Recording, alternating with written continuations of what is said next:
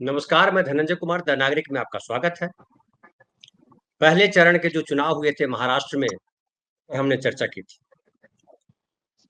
दूसरे चरण के चुनाव में क्या परिणाम आए और तीसरे चरण में उसमें क्या झलक दिखेगी, आज हम इस पर बात करेंगे कि दूसरा चरण जो है चुनाव का, वो क्या कहता है महाराष्ट्र का। आज हम महाराष्ट्र पे केवल बात कर रहे हैं। तो महाराष्ट्र का पहला चरण हमने बताया था आपको, 5 सीटों पर चुनाव हुए थे उस वक़्त। उसके बाद दूसरे चरण पे जो चुनाव हुए उस पर हम आज बात करेंगे और फिर हम बात करेंगे आगे आने वाले जो ये 10 लोकसभा सीटों पर चुनाव होने वाले हैं तीसरे चरण में, उसका क्या, उसमें क्या संभावनाएं बनती हैं। हमारे साथ हैं महाराष्ट्र के जाने माने पत्रकार कहिए, उनको राजनीतिक विश्लेषक कहिए, वो हॉकर्स यूनियन के जो है नेता हैं वो, और नागपुर में रहते हैं वो, और कई बार आप उनसे मिल चुके हैं। जम्मू भाई हमारे, जम्मू भाई नमस्कार, आपका स्वागत है। नमस्कार। जो पहला चरण का ट्रेंड था, क्या दूसरा चरण जो है वो हुआ, उसमें भी वही ट्रेंड आपने देखा या कुछ अलग उससे लगा आपको? धनंजय भाई, जैसे मैं सबसे पहले तो आपका धन्यवाद अदा करना चाहता हूं कि पहले चरण के विदर्भ के जो 5 सीटें थी, गोंदिया, रामटेक, नागपुर, गढ़चिरौली, चंद्रपुर, इसके ऊपर हम लोगों ने बातचीत किया था और उसमें जो मैंने विश्लेषण की थी कि पांचों सीट जो है वो महाराष्ट्र विकास आघाड़ी या इंडिया गठबंधन जीतने जा रही है। और विशेष रूप से मैंने कहा था कि नितिन गडकरी नागपुर से चुनाव हार जाए तो आश्चर्य नहीं होना चाहिए। लेकिन दूसरा चरण जब हुआ तो महाराष्ट्र के 8 सीटों पे हुआ। मुझे बिल्कुल। ऐसा लगता है कि पहले चरण और दूसरे चरण में जो बुनियादी फर्क है वो ये है कि पहले चरण में कमोवेश वो कांग्रेस जो है सारी सीटें कांग्रेस की थी, सारी सीटें कांग्रेस की, पांचों सीटें कांग्रेस की थी। मुख्य विपक्षीय पार्टी जिसको अपन कहेंगे इंडिया हाँ, गठबंधन की कांग्रेस थी। और बिल्कुल। लगभग जो है भारतीय जनता पार्टी जो है वो सारे सीटों में अपनी दावेदारी उसने की थी। भंडारा गोंदिया वो बीजेपी की। 2019 में जो चुनाव हुए थे वो आनंद भाई, उसमें 3 सीटों पर बीजेपी जीती थी। रामटेक सीट शिवसेना के पास थी और चंद्रपुर सीट जो है कांग्रेस के पास थी। ये 5 सीटों का मतलब समीकरण था जी। वो 5 में एक कांग्रेस, एक शिवसेना और आज की शिवसेना शिंदे, और 3 जो है वो बीजेपी की थी।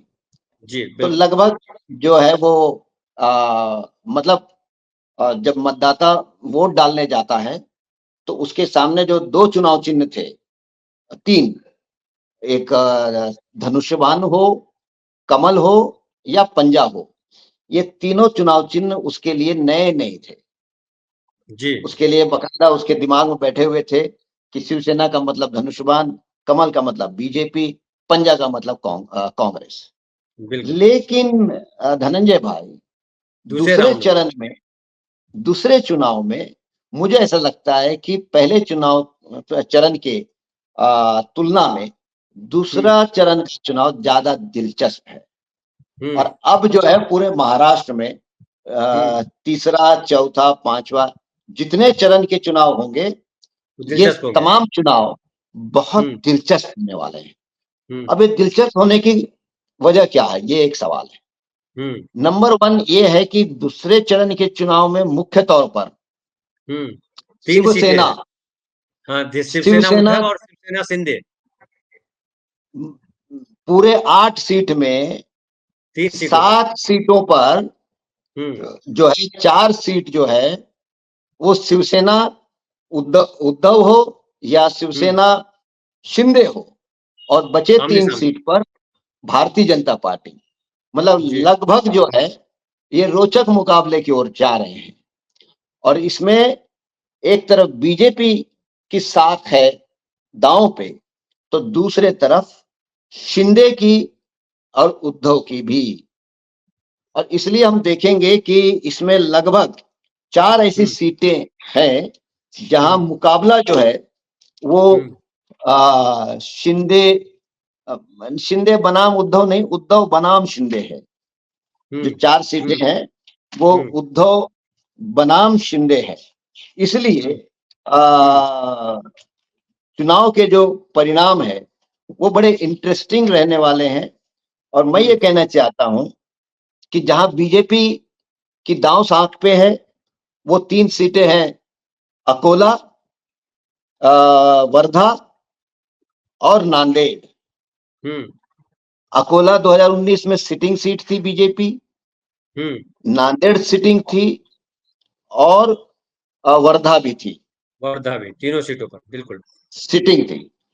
और शिवसेना का जहां तक सवाल था, एकीकृत शिवसेना का, बुल्ढाना, यवतमाल, वाशिम और परभनी, हिंगोली, ये 4 सीटें उनकी थी।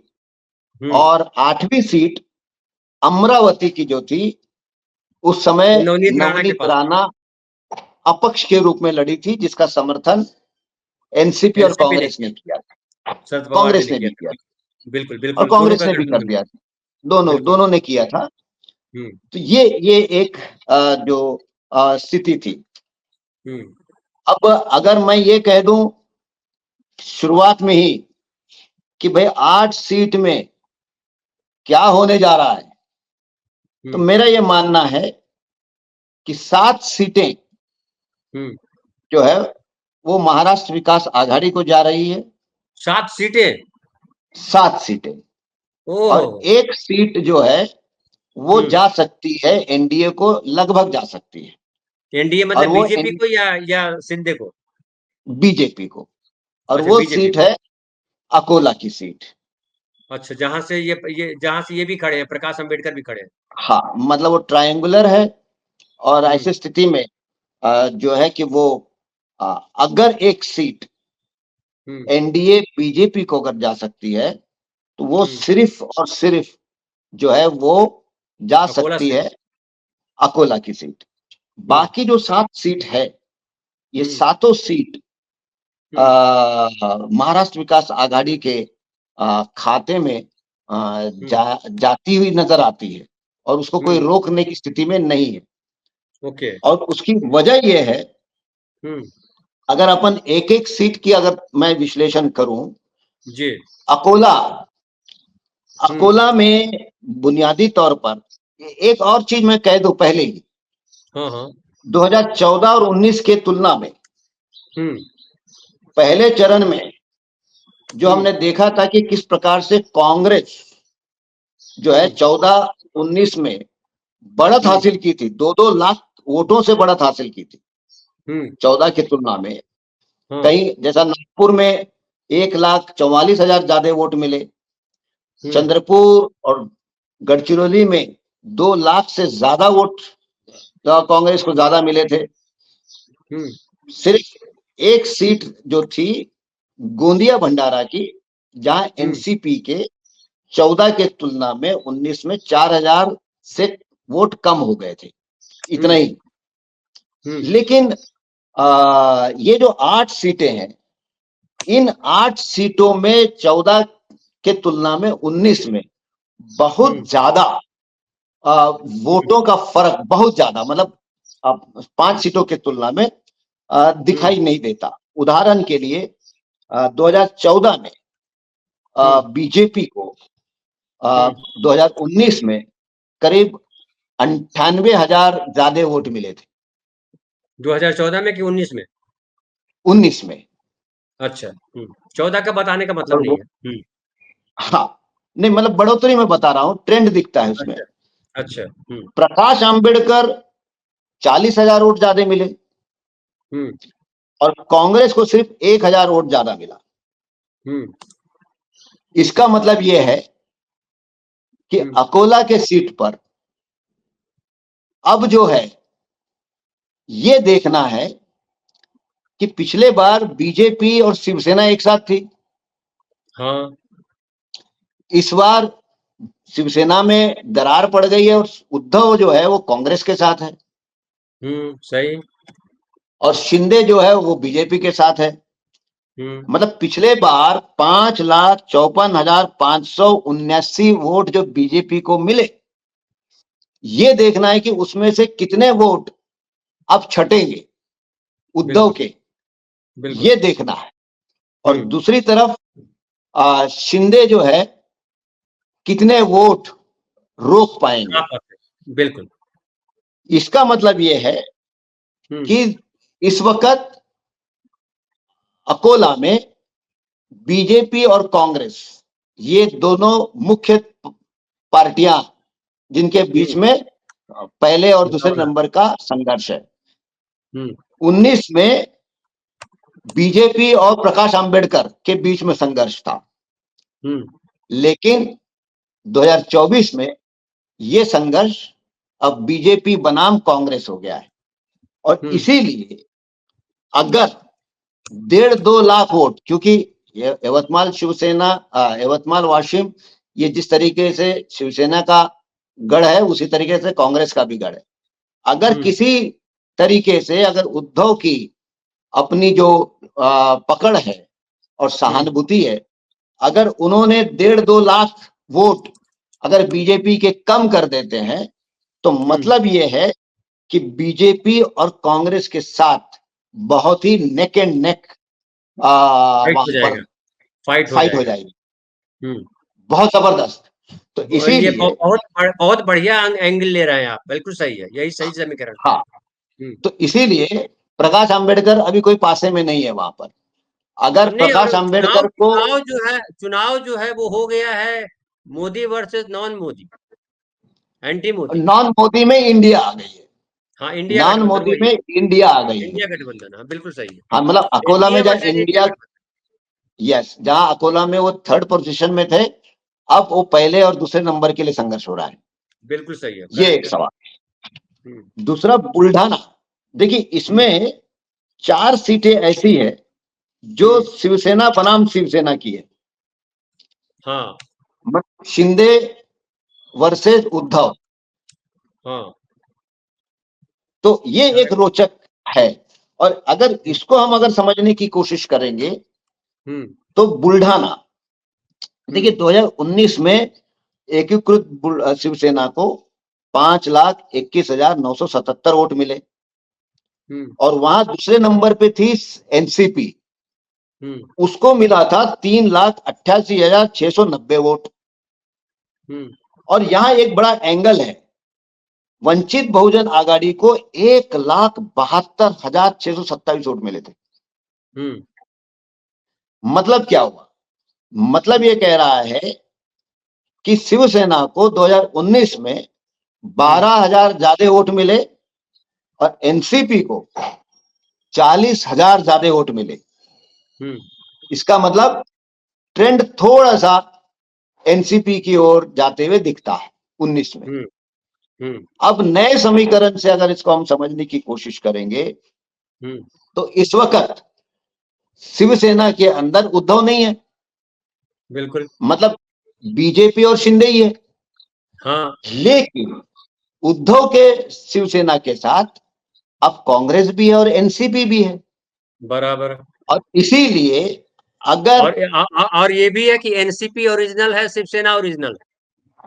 यस, और इसीलिए अगर 3,88,690 ये एनसीपी और कांग्रेस के वोट को अगर ध्यान में रखते हैं, इसके साथ अगर शिवसेना ओरिजिनल उद्धव को अगर जोड़ देंगे तो बुल्ढाना की सीट मेरे हिसाब से फिर उद्धव ठाकरे या इंडिया या महाराष्ट्र विकास आघाड़ी स्वीप कर देगी। करेक्ट। अच्छा, लेकिन वहां पे कहा जा रहा है किसान नेता रविकांत तुपकर भी चुनाव में है। वो सब तीसरे नंबर पे रहेंगे, लाख भर वोट ले लेंगे, कोई दिक्कत नहीं है उसमें, कोई मतलब नहीं है। मुद्दा यह है खेड़कर और प्रताप राव जाधव। यस, मुद्दा यह है धनंजय भाई, नए समीकरण के मुताबिक किसकी ताकत बढ़ी और किसकी ताकत में कम हुई, ये आकलन करने की जरूरत है। बिल्कुल। इस वक्त महाराष्ट्र में किसी भी मतदार संघ में इस तरीके का आकलन मुझे लगता है कि वो थोड़ा सा अनसाइंटिफिक है कि वहां मराठे कितने हैं, वहां ओबीसी कितने हैं। बिल्कुल सही, बिल्कुल सही। ये इस आधार पर महाराष्ट्र का आकलन मुझे लगता है कि गलत हो जाएगा, क्योंकि इस वक्त जो गठबंधन बना है वो गठबंधन ऐसा है कि 2019 में कांग्रेस एनसीपी एक तरफ और बीजेपी शिवसेना एक तरफ। आपकी आवाज नहीं आ रही है, और बीच में एनसीपी में आपकी वो आवाज चली फूट गई, बीच पड़ी। में आपकी आवाज चली गई थी। तो जो हाँ, तो मुख्य जो शिवसेना है वो उद्धव है और मुख्य जो एनसीपी है वो शरद पवार है। हाँ, लेकिन एक बात है इसमें, एक बात ये है कि शिवसेना का मतलब धनुष्यबाण और एनसीपी का मतलब घड़ी। अब सवाल इस बात का है कि पिछले 2 वर्षों में या पिछले 6-8 महीने में, 6-2 महीने में क्या शरद पवार और उद्धव ठाकरे, उनका जो बेस है, उनका जो वोटर है, उनका जो फॉलोअर है, क्या घड़ी को तुतारी में रिप्लेस करना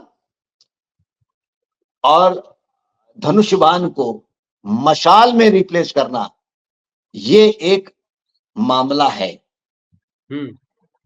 क्योंकि अगर लोग उद्धव ठाकरे को ही शिवसेना मानेंगे और शिवसेना के नाम पे धनुष्यबाण दिमाग में बैठाए रखेंगे तो मामला गड़बड़ा जा सकता है। बिल्कुल। तो इसमें नुकसान हो सकता और है शिवसेना दूसरा और उद्धव ठाकरे को।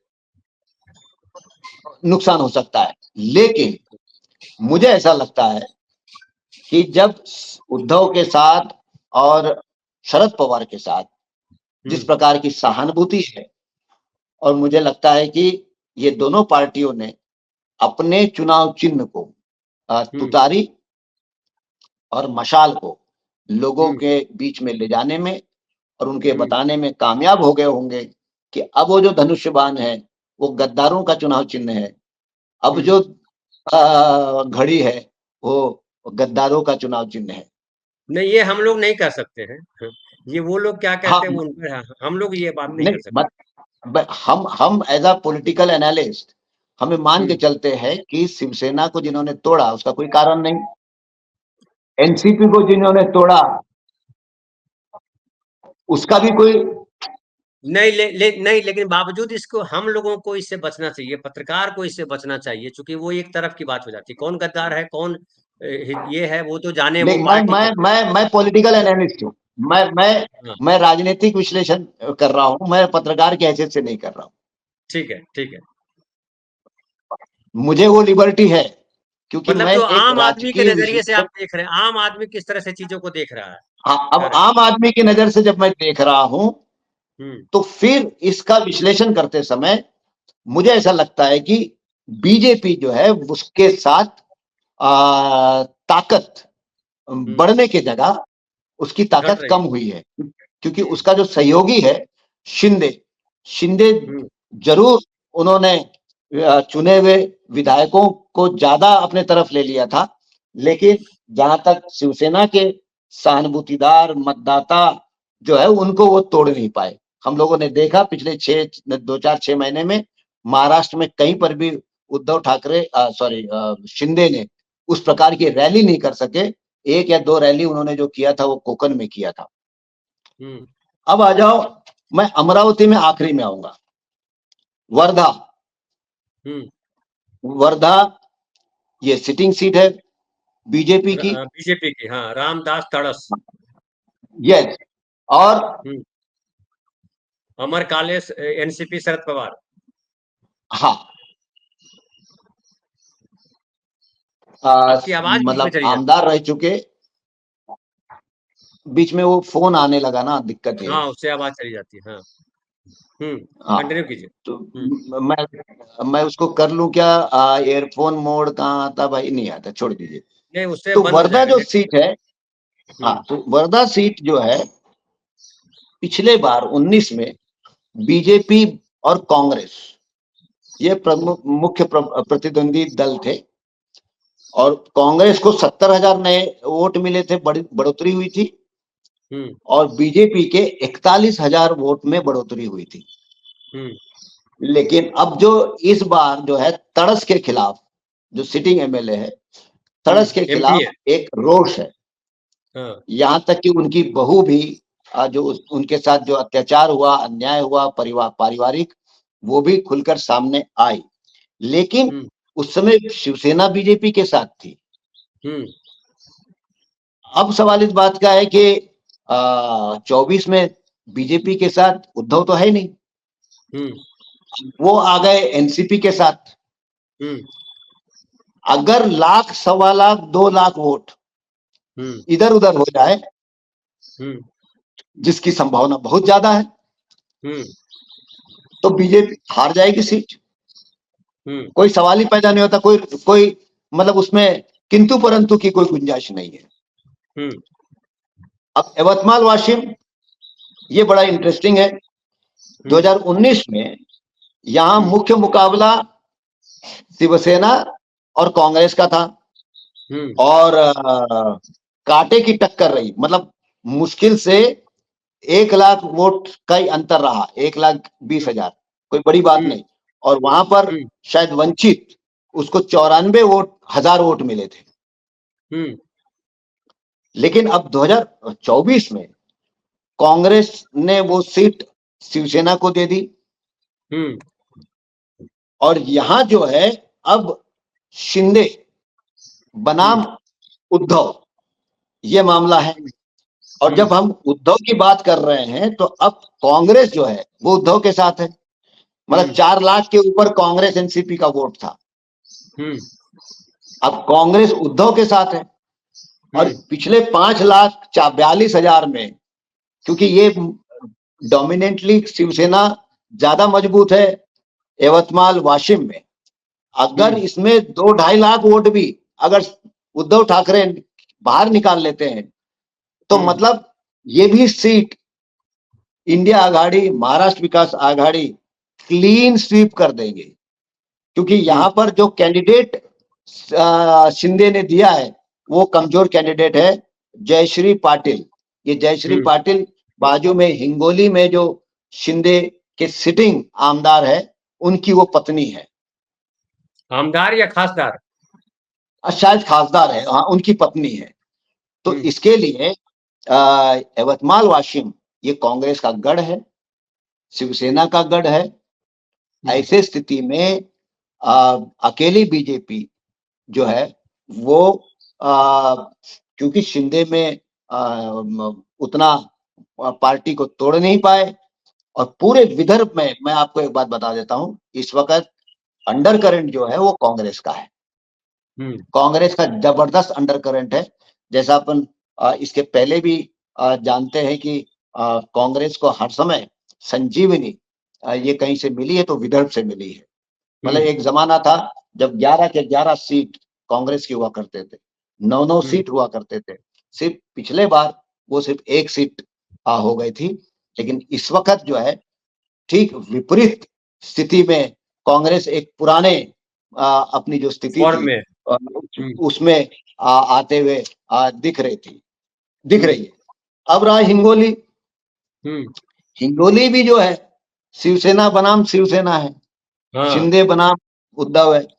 यहां पर जो है पिछले बार 5,86,312 वोट मिले थे शिवसेना को, और कांग्रेस को जो मिले थे वो मिले थे 3,84,456, और यहां वंचित को 1,74,051 वोट मिले हैं।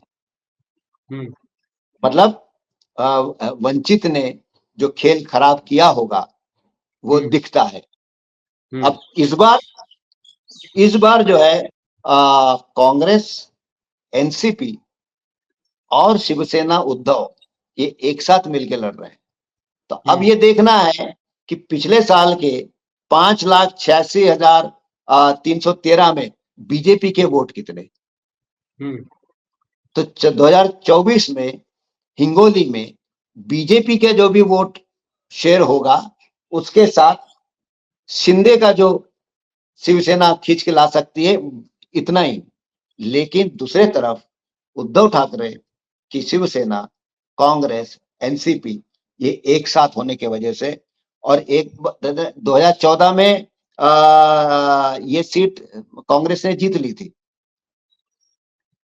राजीव साटव। अब मतलब मेरे ख्याल से 1400 वोटों से सिर्फ कांग्रेस जीती थी और उनके आकस्मिक निधन वगैरह भी हो गया। तो इसीलिए अब ये जो हिंगोली सीट है, ये हिंगोली सीट भी महाराष्ट्र विकास आघाड़ी, इंडिया आघाड़ी और उद्धव के लिए मतलब उनकी झोली में जाते हुए स्पष्ट रूप से दिख रहा है। नांदेड़ वाला रोचक है। नांदेड़ में सिटिंग सीट बीजेपी की है, यानी बीजेपी की, और कांग्रेस वहां हार गई थी, प्रताप राव चिखलीकर। और पिछले बार उन्होंने जिनको हराया था वो अशोक चौहान। और मजे की बात यह है कि बीजेपी के 70,000 वोट बढ़ गए 2019 में। बीजेपी के 70,000 वोट बढ़े और कांग्रेस के 44,000 वोट कांग्रेस के कम हुए 2019 में। लेकिन 2019 में एक नया फैक्टर था, वो था वंचित बहुजन आघाड़ी। उसको मिले 1,86,000 वोट। अगर वंचित नहीं लड़ती तो शायद 2019 में वैसे ही कांग्रेस जीत जाती। लेकिन अभी ट्विस्ट क्या है?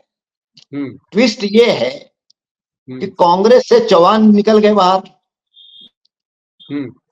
अशोक वो चौहान चले गए बीजेपी में। और उधर बीजेपी के साथ जो शिवसेना थी उसमें से उद्धव ठाकरे बाहर आ गए। अब 4,86,806 में अगर उद्धव ठाकरे सेना के 1.5-2 लाख भी अगर वोट है मान के चलिए, तो वो शिफ्ट हो जाएंगे कांग्रेस में, क्योंकि जाएंगे कहां? कांग्रेस में शिफ्ट होंगे। और तीसरा शिफ्ट ये है कि अगर नांदेड़ में वंचित बहुजन आघाड़ी के इस खेल को अगर वहां के मतदाता समझ जाएंगे और उनको अगर इस बात का एहसास हो जाए कि नहीं ये हम वोट काटने के लिए खड़े हैं, तो फिर वंचित बहुजन आघाड़ी में जितने वोटों का नुकसान होगा वो वोट शिफ्ट होंगे कांग्रेस को। क्योंकि कांग्रेस ने बड़े कदावर नेता को उन्होंने खड़ा किया है। और इस लिहाजे से भी अगर देखते हैं तो नांदेड़ में कांग्रेस, एनसीपी और उद्धव ठाकरे ये एक बहुत जबरदस्त मजबूत गठबंधन है। और उधर बीजेपी के साथ चौहान अगर आए हैं और उद्धव अगर वहां से गए हैं तो चौहान की उतनी ताकत नहीं बीजेपी के साथ जुड़ी जितना कि उद्धव की ताकत बीजेपी से दूर हो गई। बिल्कुल। तो इसीलिए भी नांदेड़ की भी जो सीट है वो कांग्रेस के पाले में जाते हुए नजर आ रही। परभनी बड़ा इंटरेस्टिंग है। यहां पर भी शिवसेना बनाम थर्ड कैंडिडेट है राष्ट्रीय समाज पार्टी, महादेव जानकर। मान के चलिए एनडीए के साथ है, वो बीजेपी उनके साथ है। लेकिन शिवसेना की ये सिटिंग सीट थी और 2019 में शिवसेना जीतने के बावजूद 40,000 वोट कम पड़े मिले उनको 14 की तुलना में। और एनसीपी जो है उसको करीब 40,000 अधिक वोट मिले। लेकिन एक और फैक्टर इसमें आया 2019 में कि जो वंचित बहुजन आघाड़ी उसको 1,49,946 वोट मिले थे 2019 में। तो ये अगर हम देख रहे हैं तो बड़ा रोचक हो गया, क्योंकि यहां पर बहुत शिवसेना और एनसीपी के बीच में टक्कर बहुत करीब की रही, यानी 40,000 वोटों से जीती थी शिवसेना। अब इस सीट पे उद्धव शिवसेना लड़ रही है। मतलब ये हुआ कि 2019 में जो एकीकृत शिवसेना थी जिसमें बीजेपी और शिवसेना थी उसको 5,38,941 वोट मिले थे। अब उद्धव ठाकरे की सहानुभूति और उद्धव ठाकरे के साथ जो शिवसेना है, अगर वहां से 2 लाख वोट, 2-2.5 लाख वोट भी अगर बाहर हो जाता है तो कांग्रेस और एनसीपी के साथ मिलकर वो 7 लाख चले जाते, इसको कोई रोक नहीं सकता। तो इसीलिए इस पूरे चुनाव में धनंजय भाई, बीजेपी एक बड़े ताकत को खोया है उद्धव के रूप में। जी। और दूसरा, एनसीपी और कांग्रेस मिलकर और उद्धव के एक नए ताकत के साथ एक बड़ी ताकत के रूप में इस वक्त चुनाव में उतरे हैं। लेकिन जम्मू भाई, मेरा एक सवाल जो बार बार मेरे दिमाग में अटक रहा है वो ये है कि शिवसेना उद्धव का जो चुनाव चिन्ह है मशाल, और जो एनसीपी पवार जी की जो शरद पवार है उनका चुनाव चिन्ह बदल गया और तुतारी हो गया। तो क्या आम तौर पे जो नहीं पढ़े लिखे लोग हैं, महिलाएं पुरुष चाहे जो भी है, जिनको अक्षर नहीं पता चलता, अक्षर ज्ञान जिनको नहीं है, निरक्षर है, वो चुनाव चिन्ह देख करके वोट करते हैं। और जब वो वोट देने जाएंगे तो उनके सामने चुनाव चिन्ह धनुष बाण पड़ेगा, घड़ी पड़ेगा, तो वही दिखाई पड़ेगा उनको। अगर मान लिया कि उनके वोटर हैं तो वो मशाल और वो दिखाई पड़ने में उनको टाइम लग जाएगा। या आप ऐसा कहें कि वहां धनुष बाण नहीं दिखेगा, या धनुष बाण दिखेगा और धनुष बाण के साथ मशाल दिखेगा, तीसरा तो दिखेगा नहीं, चाहे धनुष बाण दिखे चाहे मशाल दिखे। अच्छा, जहाँ पे अलग या दोनों दिखे, ये स्थिति बनेगी। जहाँ दोनों लड़ रहे हैं वहां धनुष बाण है, मशाल है, तो वो तो गलतफहमी हो सकती है कि धनुष बाण शिवसेना का कि मशाल किस उद्धव का है। ये तो हम आप जानते हैं, लेकिन सब लोग जानते हैं सर। या जैसे घड़ी की बात आई, तो जहाँ पे तुतारी है और घड़ी आमने सामने है तो कंफ्यूजन क्रिएट करेगा, उसका क्या? देखिए धनंजय भाई, जो इस वक्त चुनाव का मतदान का जो प्रतिशत है उसको हम देख रहे हैं, तो जो शहरी इलाके हैं वहां पर मतदान कम हो रहा है, और आज भी ग्रामीण इलाकों में मतदान ज्यादा हो रहा है। और शहरी इलाकों में भी जो शहरी गरीबों के इलाके हैं वहां मतदान ज्यादा हो रहा है। मतलब आज भी चुनाव पर या वोटिंग पर विश्वास ग्रामीण और गरीब इनका आज भी विश्वास बना हुआ है, और वो इस बात पे यकीन करते हैं कि नहीं, मुझे जाके वोट डालना है और मेरी वोट की कीमत है, मेरे वोट से फलाना जीत सकता है, फलाने को हराना है। जबकि शहर का जो पढ़ा लिखा मध्यम उच्च मध्यम वर्ग है, अब उसको लग रहा है कि यार कोई भी जीते, अपने को क्या ले लेना, क्या फर्क पड़ता, अपने हिस्से में जो आना आ जाएगा, कौन धूप में जाएगा लाइन लगाएगा, और इसको हराना है नहीं, इसको फलाने को जिताना है। वो अपने कूलर में अपनी एसी में वो मस्त है। इसका मतलब आज भी समाज का गरीब, शहरी गरीब और ग्रामीण ये मतदाता ज्यादा जागरूक है। और मुझे ऐसा लगता है जिस गठबंधन में कांग्रेस, एनसीपी और उद्धव ठाकरे है, तो इनके इनके कार्यकर्ता इन तीनों पार्टियों की उपस्थिति इतनी जबरदस्त है कि घर घर जाकर इस बात को बता देना कि नहीं, अपने उम्मीदवार का इस वक्त जिसको वोट करना है वो कहीं मशाल है, तो कहीं घड़ी है, तो कहीं पंजा है। तो मुझे लगता नहीं कि गरीबों अरे में, अगर उस में हाँ, जाएगा तो कहीं कहीं तुतारी। पंजा है, कहीं घड़ी, सॉरी, कहीं पंजा है तो कहीं तुतारी है, तो तो ये जो कहीं सॉरी मशाल है। है ना, ये जो सॉरी है ना, वो वोटिंग मशीन सॉरी को ठीक नहीं करता है। तो दब गया तो दब गया। ये भी वो पांच तो दस ठीक है, परसेंट अगर इधर उधर हो गया तो बड़ी मुश्किल हो लेकिन जाएगी। मुझे जहां तक जागरूकता का सवाल है, मुझे शहरी गरीबों में और ग्रामीण इलाकों में इस प्रकार की जागरूकता ये मुझे ज्यादा दिखती है। और जहां गठबंधन बहुत मजबूत हो, तो वहां उन पार्टियों को, उस गठबंधन को अपने मतदाता तक अपनी बात पहुंचाना बड़ा आसान भी हो जाता है। आनंद भाई, फिर ये हम देख पा रहे हैं, आप जो कह रहे हैं कि पिछला 5, उसके बाद 8, अभी दूसरे फेज में जो हुआ 8 5 13 सीटों पर चुनाव हो गए। तो 13 सीटों पर आपके हिसाब से 11 से 12 12 सीटें, सीट महाराष्ट्र विकास आघाड़ी इंडिया को। ऐसा कह रहे हैं आप? अच्छा, अब ये बतलाइए कि वो तो चलिए ठीक है, ये पिछली बातें हो गई, नई बात करें। और नई बातों में इस बार जो थर्ड चरण में चुनाव होंगे, तीसरे चरण में जो चुनाव होंगे, उसमें कितनी सीटें हैं? उसमें जो है, एक सेकंड, उसमें शायद 10 सीटों पर इस बार चुनाव है। 11। 11 है? एक मिनट अभी पढ़ शायद, देता अब हूँ। मैंने उसको रिफ्रेश नहीं किया हूँ। अब अभी पढ़ देता हूँ। वो सीटें हैं बारामती, हाथकंगले, कोल्हापुर, लातूर, माढ़ा, उस्मानाबाद, रायगढ़, रत्नागिरी सिंधुदुर्ग, सांगली, सतारा और सोलापुर। 1 2 3 4 5 6 11, 7 8 9 10। 9 2 एक 11, दो 11। तीन चार पाँच छः सात आठ नौ, हाँ ये 11 सीट आप सही है।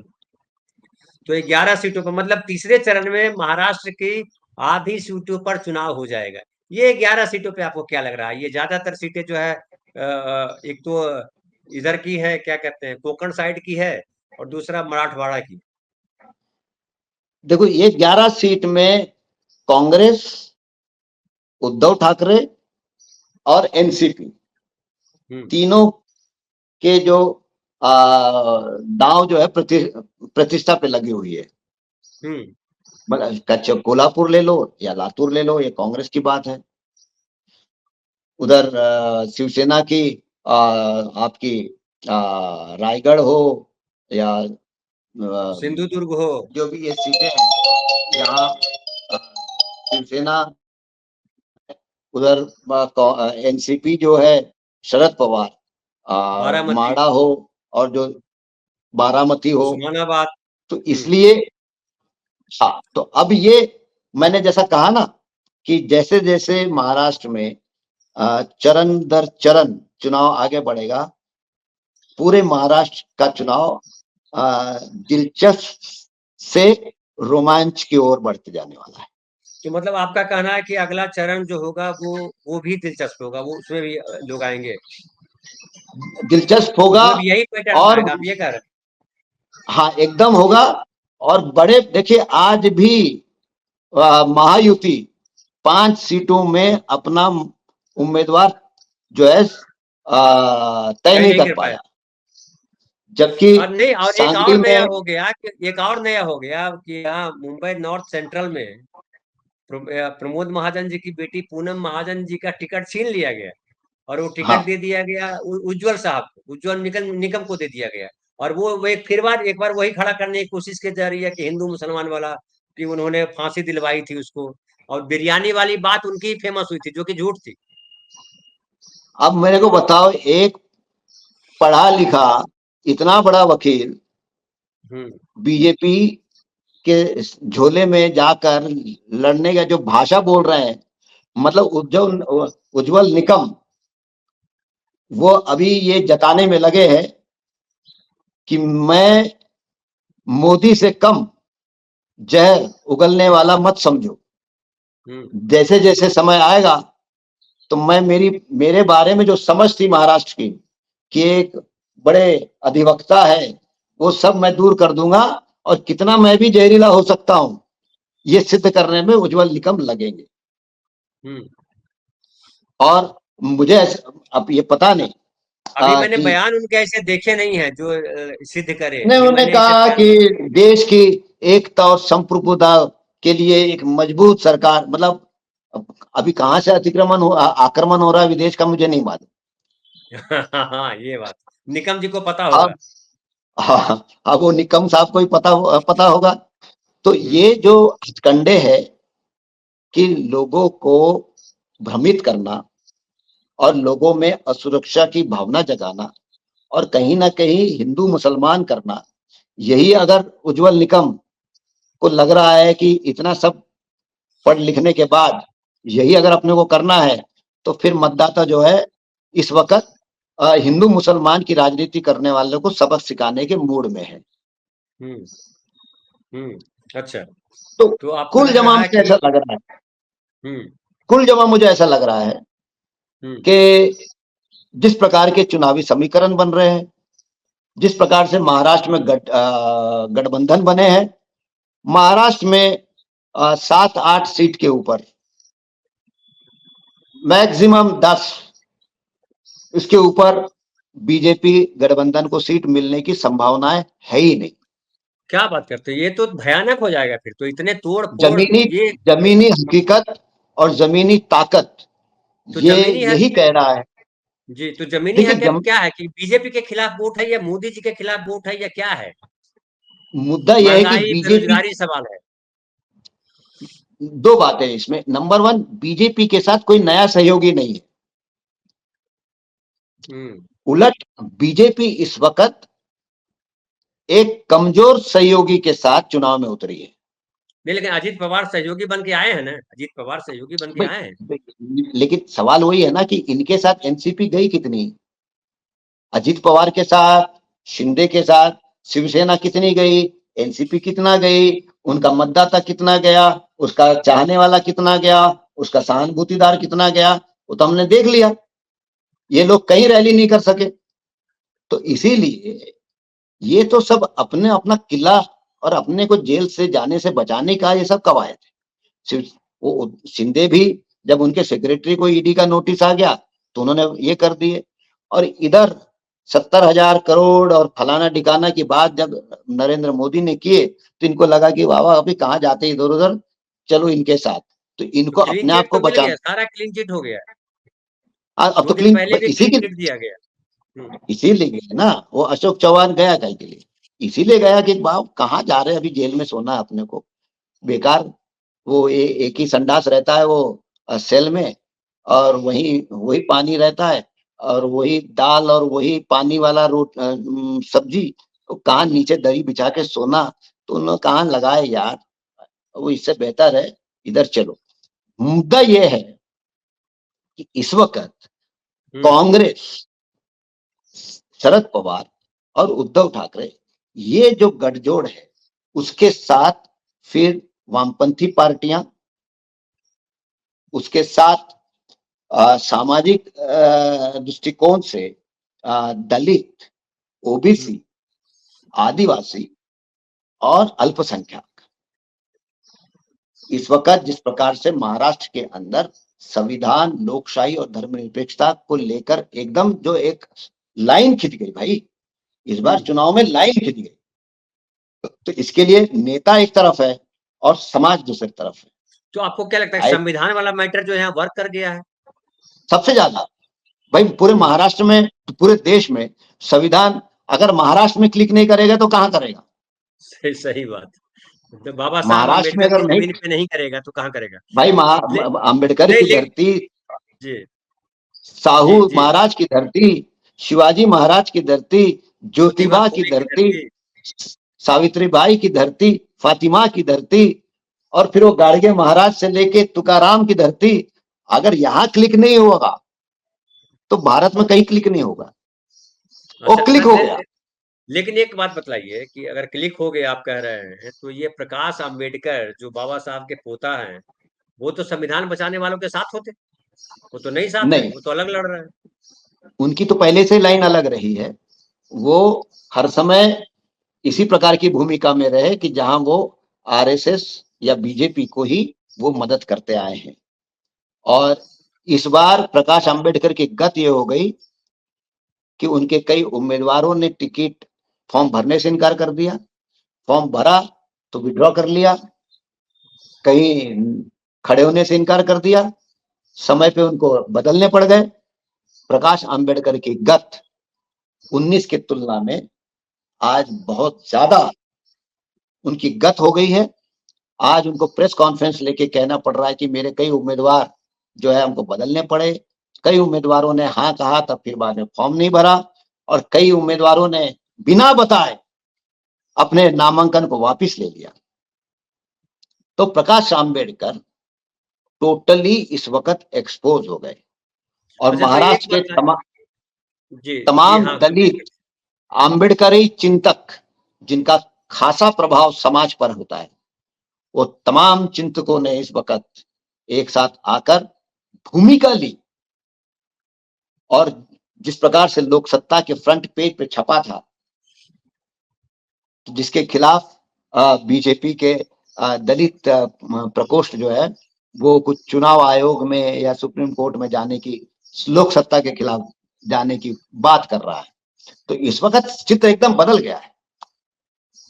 और इस वक्त अम्बेडकराइट समाज जो है वो प्रकाश आंबेडकर को तो एक जगह बात दिखा दी। बतलाइए, ठीक है, एक बात बतलाइए फिर कि ये जो है ये छगन भुजबल जी नासिक से चुनाव लड़ने से मना कर दिया, उसके पीछे क्या रणनीति देखते हैं? हालांकि उन्होंने कहा है कि मैं इसलिए नहीं लड़ रहा हूं कि उस सीट पे विवाद हो गया, मैंने कभी किसी से सीट मांगा नहीं। एक बार 70s के दशक में मैंने नगर निगम का पहली बार सीट मांगा था, उसके बाद कभी मैंने अपने लिए टिकट नहीं मांगा, मैं टिकट बांटा करता था। तो क्या उनके ईगो पे चोट लग गई वहां बात होने से, या कुछ और कारण आप देख पाते?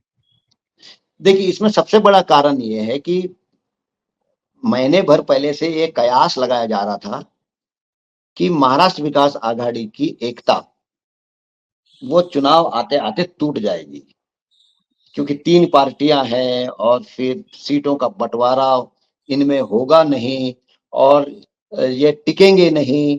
लेकिन देखते देखते हुआ ये कि महाराष्ट्र विकास आघाड़ी ने अपने पूरे 48 सीटों पर अंततोगत्वा कुछ सीटों पे विवाद रहने के बावजूद उन तमाम चीजों को सुलझाया और एक गठबंधन होने के नाते उसने सबसे पहले अपने 48 सीट डिक्लेयर कर दी। और दूसरी तरफ महायुति जो है, दूसरा चरण भी पार हो गया, अभी तक उनके 48 सीट डिक्लेयर नहीं डिसाइड हो नहीं हुई। सके, सही बात। डिसाइड नहीं हो। तो सही। ये जो नासिक में छगन भुजबल है, छगन भुजबल को यह समझ में आया कि मेरा जो प्रतिद्वंदी है वो तो प्रचार में लग गया, हम्म। वो तो घर घर जा रहा है, हम्म। वो तो ऐलान कर दिया कि मैं इस कैंडिडेट हूं और यहां तो हम अभी बैठक ही ले रहे हैं। तो उनको ये लगा कि देरी से सीट फंस जाएगी, इसके लिए नहीं, जब उसको उनका उन्होंने कहा, उनके ईगो में और आ गया कि वो जो नारायण राणे का टिकट पहले लिस्ट में आ गया, इनका नहीं आया, ऐसा बतलाया जा रहा है। कितना सही है कितना नहीं, गलत है मुझे नहीं पता। नहीं, उन्होंने ये कहा कि भाई ये बहुत देरी हो रही है और मैं मेरे लड़के के बारे में सोचा था, पंकज भुजबल के बारे में, लेकिन बहुत पहले से अमित शाह ने मेरे को कहा था, लेकिन फिर मेरे नाम पे एक मत क्यों नहीं हो रहा है। यहां उनका ईगो टकराया, मैं इतना बड़ा नेता, मैं इतना पैठ रखने वाला और सीनियर लीडर, और मेरे नाम पर अगर एक मत नहीं हो रहा है तो फिर मैं काहे का लीडर। तो इसके लिए उन्होंने अपनी इज्जत को बचाने के लिए एक मॉरल स्टैंड लिया उन्होंने कि भाई ये बहुत देरी हो रही है, इसके लिए मेरे लिए ये उचित नहीं है कि मैं विवाद का केंद्र में बने रहूं, मैं नहीं लड़ता। तो तो आनंद भाई, क्या आपको लग रहा है कि छगन भुजबल जी को कहीं ये डर हो गया कि कहीं मैं हार ना जाऊं? निश्चित तौर पे उन्होंने कहा ये कि मेरे प्रतिद्वंदी तो भाई प्रचार में लग गए और तुम अभी बैठक कर रहे हो। उनको इस बात का एहसास हो गया कि अपन लेट हो गए, अच्छा। क्योंकि दूसरी एक बात और इसमें आती है, दूसरी एक और बात आती है, कंप्लीट कर लीजिएगा, कि कुणबी समाज को लीड कर रहे थे, जो आरक्षण वाला जो चल रहा था, मराठी वर्सेस कुणबी, कुणबी समाज को लीड करने का काम छगन भुजबल ने किया। तो छगन भुजबल अगर चुनाव नहीं लड़ रहे हैं तो बीजेपी के लिए या अजित पवार की पार्टी के लिए कितना नुकसानदायक है? देखिए इस पूरे अगर अपन महाराष्ट्र की राजनीति को समझने की कोशिश करेंगे तो अंततः अजित पवार को वो सीट मिली कितनी, 4, और उसमें से 2 आयत, तो उनके ओरिजिनल 2 ही सीट मिली उनको। तो मतलब अजीत पवार का कद क्या है ये बीजेपी ने बता दिया कि 2 सीट। लेकिन अजीत पवार की दिक्कत ये थी कि उनके जो 2 मुख्य नेता थे, एक प्रफुल्ल पटेल और दूसरे अजीत पवार, ये दोनों को छगन जेल भुजबल। से जाना बचना था। अच्छा, हाँ, बिल्कुल। ये दोनों को जेल जाने से बचना था, वो उन्होंने कर लिया। और उसके लिए उन्होंने इस बात की कतई परवाह नहीं करी कि इस पार्टी तोड़ दे, मतलब जिस पार्टी ने हमको बड़ा किया उसकी कोई उन्होंने चिंता नहीं करी। उन्होंने पूरा बीजेपी के उंगलियों पे नाचने का काम, अगर शिंदे और अजीत पवार, अब तक हम सब ये समझते थे कि अजीत पवार ज्यादा उनका ताकतवर जो है। व्यक्तिमत्व है, उनका जो कद है वो शिंदे की तुलना में बड़ा है। लेकिन गलत साबित बीजेपी ने सिद्ध कर दिया कि अजीत पवार पैर की जूती है। शिंदे अजीत पवार की तुलना में ज्यादा अपनी बात मनवाने में कामयाब रहे। अच्छा, तो इसके एक लिए और अजीत पवार, बताइए। जी जी हाँ, कंप्लीट करिए। अजीत पवार की राजनीति खत्म, ये आखिरी चुनाव। एक और बतलाइए कि जो बारामती की सीट है, और बारामती की सीट पे एक तरफ जो है इनकी पत्नी सुनेत्रा है, दूसरी तरफ जो है सुप्रिया है, शरद पवार जी की बेटी, और परिवार के लोग खड़े हैं। इनके अपने भाई सुप्रिया की तरफ है, इनके साथ नहीं। इनके अपने सहोदर भाई भी इनके साथ खड़े नहीं है। क्या ऐसा आपको लग रहा है, जिस तरह से इन्होंने बयानबाजी की शरद पवार के खिलाफ, शरद पवार ने उसका काउंटर किया कि अगर मुझे बेटी को ही आगे बढ़ाना होता तो प्रफुल्ल पटेल को मंत्री नहीं बनाता, अपनी बेटी को मंत्री बनाता, ये भी कहा। ये भी मैं अपनी तरफ से कह रहा हूं कि अगर उनको बेटी को आगे ले जाना होता तो जो पवार हैं, अजित पवार, उनको आगे नहीं बढ़ाते, वो डिप्टी चीफ मिनिस्टर तक बढ़ाने में तो उनका योगदान है। अगर शरद पवार उनके चाचा नहीं होते तो कहाँ होते भगवान मालिक। तो शरद पवार जी को ये कहना, अगर ये शरद पवार उनके पिता होते अजित पवार के, तो क्या वो कहते कि बुढ़ा हो गया घर बैठ? नहीं कहते अपने पिता को उस तरह से। और जिस तरह से देखिए शरद पवार को ये चोट तो लगी होगी इस बात की कि भाई जिसको मैंने देखिए इतना आगे किया, भतीजा को भतीजा नहीं बेटा माना, उसने ऐसा कह दिया। देखिए ये मुझे लगता है कि ये सिक्के का एक पहलू है जो छोटा पहलू है। हम्म सिक्के का जो दूसरा पहलू है वो इंपॉर्टेंट पहलू ये है कि अल्टीमेटली बीजेपी की जो रणनीति है, बीजेपी इस बात की कोशिश लगातार करते आई कि हम शरद पवार का जो परिवार हो या उस परिवार का राजनीति का दबदबा हो, हम उसको कमजोर करेंगे, उसको हम हम्म तोड़ेंगे। हम्म बीजेपी की उपलब्धि इतनी है कि हमने ठाकरे, शरद पवार। मतलब ठाकरे घराना और खास करके ठाकरे ने बनाई हुई पार्टी को हमने तोड़ा, और इधर शरद पवार दिग्गज नेता, उसके परिवार को तोड़ा। उनकी उपलब्धि घर तोड़ने की है, हम्म इससे ज्यादा उनकी उपलब्धि कुछ नहीं है। तो ये घर हम्म तोड़ू ये, तो अब भाई ये अपनी अपनी राजनीति को आगे बढ़ाने के लिए किसी घर तोड़ दे, ये तो एक बहुत ही नकारात्मक राजनीति हुई ना। तो बिल्कुल बिल्कुल। अल्टीमेटली सवाल इस बात का है कि चाहे वो बारामती हो, देखिए अभी नांदेड़ में अशोक चौहान पार्टी छोड़े, लेकिन गांव गांव में कांग्रेसियों ने उनका विरोध किया। हम्म गांव गांव में पुराने सरपंचों ने, पुराने, उन्होंने बोला कि ये गलत किया इसने, उसके साथ गए नहीं। ये खुददारी की बात है लोगों की। ये आज जिस मोड़ पे देश खड़ा है, ऐसे मोड़ पर इन लोगों ने ये हरकतें की है, इसका जबरदस्त गुस्सा उस क्षेत्र के मतदाताओं को है। और जी मुझे ऐसा लगता है कि अल्टीमेटली कांग्रेस, शरद पवार और उद्धव ठाकरे, ये गठबंधन बड़ी ताकत है, हम्म और ठीक है। इस बड़ी ताकत को भेदने के स्थिति में अकेली बीजेपी आज नहीं है। नहीं है, नहीं है। खैर, तो परिणाम बताएगा तीसरे मतदान जो होगा, तीसरे चरण का मतदान, उसके बाद फिर हम बात करेंगे कि क्या नतीजा बना। तो बहुत बहुत धन्यवाद आनंद भाई, आपने बहुत डिटेल बताया पिछला और इस भी। और आप जो दावे कर रहे हैं वो तो महाविकास आघाड़ी के खुश होने वाले हैं, मोदी जी के लिए दुखी करने वाले हैं। तो देखते हैं क्या होता है। देखिए इस 8 सीटों में 7 सीट महाराष्ट्र विकास आघाड़ी, और पिछले 5 सीट में 4 सीट महाराष्ट्र विकास आघाड़ी, और नागपुर की 5वीं सीट जीत जाए, इसका आश्चर्य नहीं। ओके, चलिए हम फिर बात करेंगे। बहुत बहुत धन्यवाद जम्मू भाई, आप आए।